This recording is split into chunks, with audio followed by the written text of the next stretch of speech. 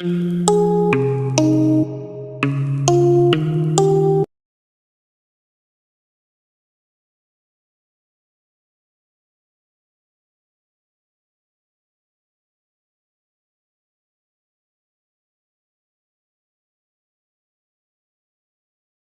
मैं स्वागत करता हूं आपका अपने ही चैनल पर जिसका नाम है सार्थक बाजार से। आज बात करेंगे प्राज इंडस्ट्री की। सर देखो सर, ये कंपनी जो है काफ़ी अलग तरीके से वर्क करती है, चाहे वो एथनॉल के ऊपर हो, नवकरणीय रसायन हो, जैव ऊर्जा हो, अन्य चीज़ों के साथ परामर्श और अन्य स्थितियों के साथ बेस्ट वर्क करती है।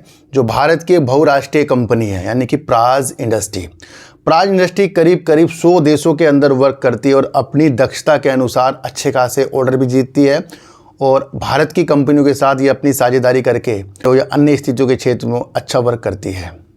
तो ये कंपनी के बारे में आज हम समझेंगे। कंपनी अब अलग अलग तरीके से हमें समझने का मौका मिलेगा।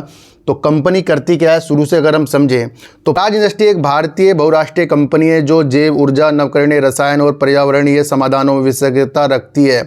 ये मुख्य रूप से एथनॉल उत्पादन संयंत्रों, जल और अपशिष्ट जल उपचार संयंत्रों, महत्वपूर्ण प्रक्रिया उपकरण और उच्च शुद्धता वाली प्रणालियों के लिए इंजीनियरिंग, खरीद और निर्माण यानी कि ईपीसी सेवाएं प्रदान करती है।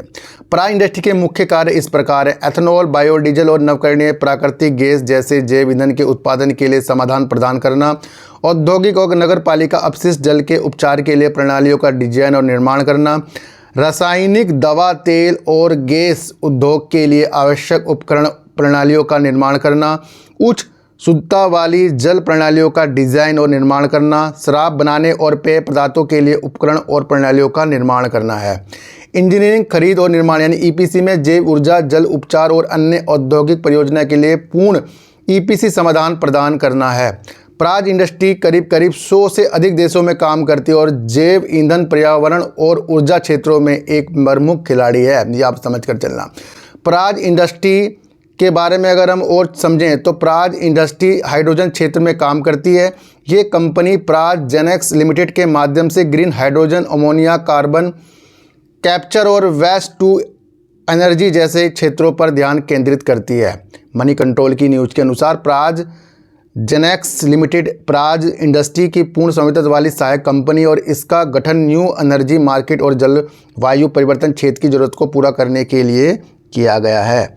अगर हम चीज़ों को और समझें तो राष्ट्रीय हरित हाइड्रोजन मिशन देश का है, यानी कि भारत सरकार का लक्ष्य 2030 तक के 5 मिलियन टन ग्रीन हाइड्रोजन का उत्पादन करना है और प्राज जैसी कंपनियां इस लक्ष्य को प्राप्त करने में महत्वपूर्ण भूमिका निभाएगी। ये इस तरीके की एक न्यूज़ है। मैं हाइड्रोजन के बारे में क्यों बता रहा हूँ, क्योंकि कंपनी हाइड्रोजन के ऊपर भी वर्क करती है।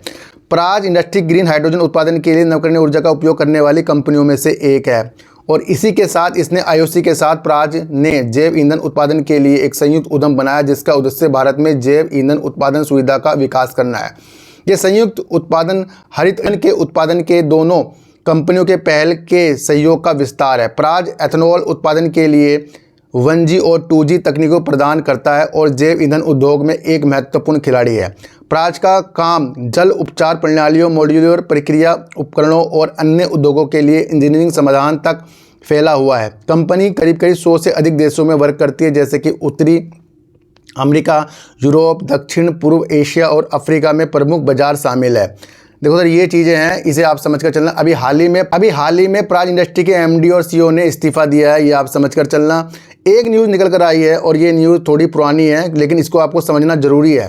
प्राज इंडस्ट्री प्रागवे बायो रिफाइनरी के लिए एनरसुर SA के साथ साझेदारी करेगी, ये आप समझ कर चलना। औद्योगिक कंपनी प्राज इंडस्ट्री लिमिटेड ने ये 5 जून को बताया था, है ना, जून तो बताया था, अभी की न्यूज़ है, को कहा कि उसने दक्षिण अमेरिका राष्ट्र में पूरी तरह से एकीकृत बायो रिफाइनरी परियोजना के विकास समर्थन करने के लिए प्रागवे की प्रमुख अक्षय ऊर्जा कंपनियों में से एक एनरसुर SA में से एक अंतर्राष्ट्रीय असाइनमेंट हासिल किया है।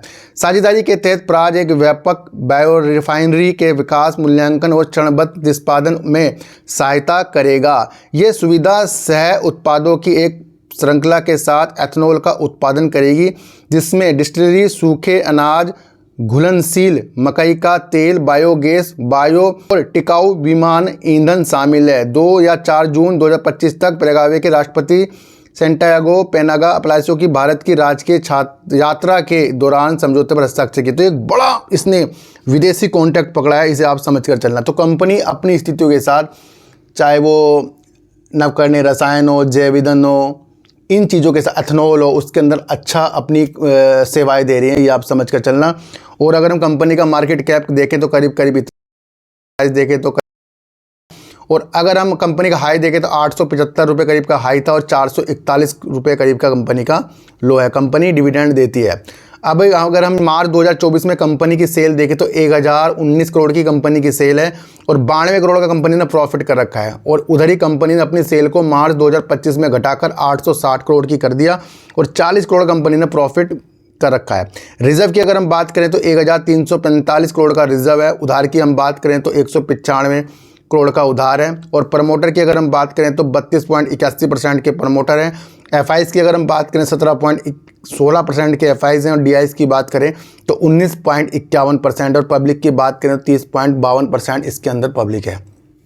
तो ये वो कंपनी है जो अच्छा खासा वर्क अपने क्षेत्र के अंदर ईपीसी में कर रहा है और बाहर देश के अंदर ये 100 से ज़्यादा देशों में वर्क करती है। और अभी हाल ही में इसने एक देश के साथ जो वर्क किया है ये भी इसकी स्थितियों को बेहतर बनाता जा रहा है। और एथनॉल जो है भैया, आगे आपको पता है उसकी कितनी चीज़ें देश के अंदर डीजल और पेट्रोल में मिलकर आपको देखने को मिलेगी। तो उस क्षेत्र के लिए कंपनी वर्क कर रही है। तो आज की वीडियो आपको कैसी लगी अगर मुझे जरूर बताना। मेरा कोई टेलीग्राम, कोई व्हाट्सएप ग्रुप बिल्कुल भी नहीं है, ना ही आज तक मैंने बनाया। तो सर सच्ची वीडियो देखिए, अच्छी वीडियो देखिए, समझ कर देखिए, किसी की भी बातों में आपको आना नहीं है, चाहे मैं क्यों ना हो।